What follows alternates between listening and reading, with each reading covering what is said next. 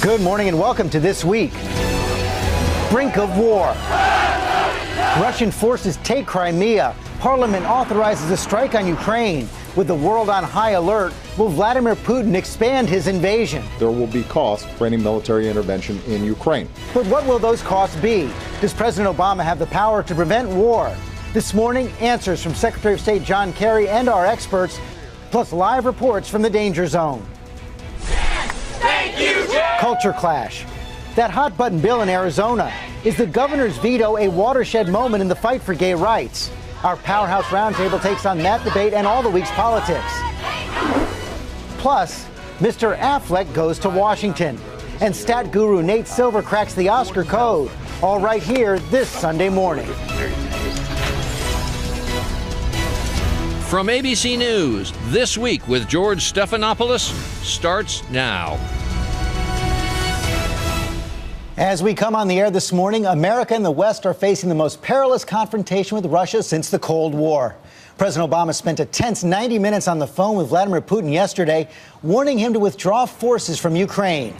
The UN Security Council has been meeting in emergency session, but Russia is not backing down. Its forces on the move in Crimea, surrounding Ukrainian military bases. The new Ukrainian government has put its forces on high alert, too. It is a high-stakes and dangerous standoff, and we begin our team coverage with ABC's Alex Marquardt in Crimea. Good morning, Alex.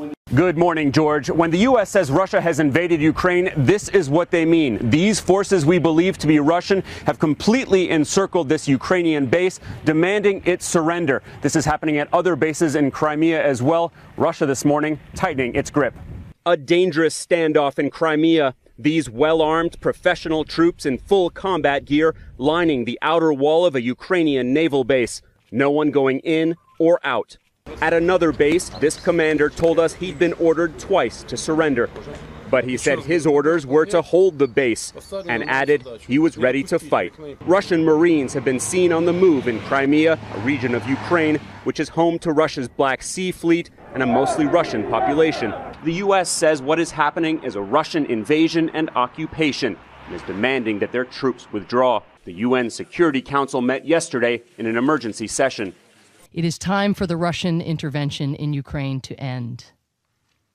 The Russian military must stand down. During a 90-minute call on Sunday, President Putin told President Obama that Russia has the right to defend its interests and Russian people.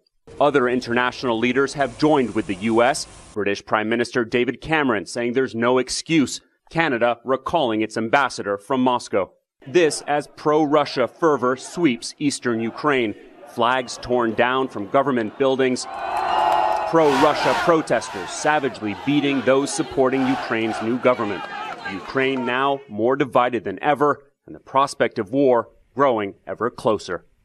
This is now a high-stakes game waiting to see who moves next. Will Russia complete its takeover of Crimea and move into other parts of Ukraine, or will it bow to international and American pressure? George? That is the big question. You know, Vladimir Putin's intervention in Ukraine echoes previous military moves into former Soviet republics like Georgia. And this is the latest in a series of challenges to America and the West. So what is behind these moves and where will he go next? ABC's chief foreign correspondent Terry Moran has more on that.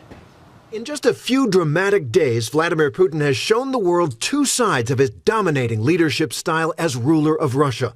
First, there was Sochi.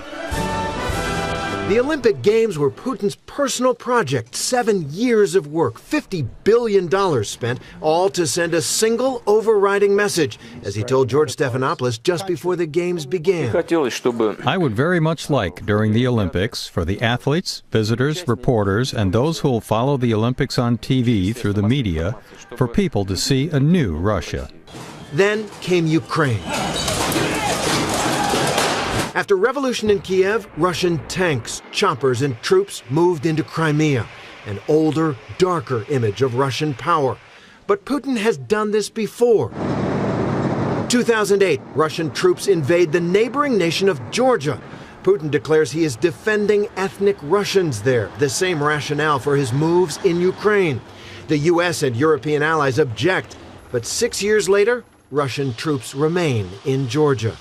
Now, Putin has put the world on notice he is willing to use military force in Ukraine and risk another conflict with the U.S. and the West. We are on the edge of the not Cold War, but we are on the edge of hot war. Here's why. Ukraine is a divided nation. Kiev and the west of the country yearn to join Europe and the U.S. and forge a different future, while in Crimea and the east, where so many ethnic Russians live, they look to Moscow. And Moscow has used Crimea as a major Russian naval base for 200 years.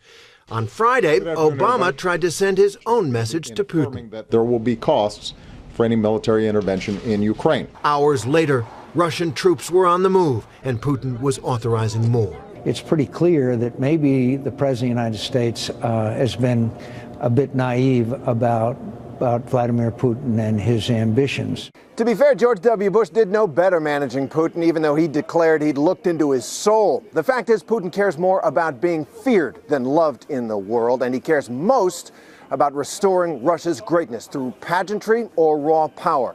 His next move, it's clear, solidify control over Crimea and make sure that Ukraine never moves too close to the West, or else.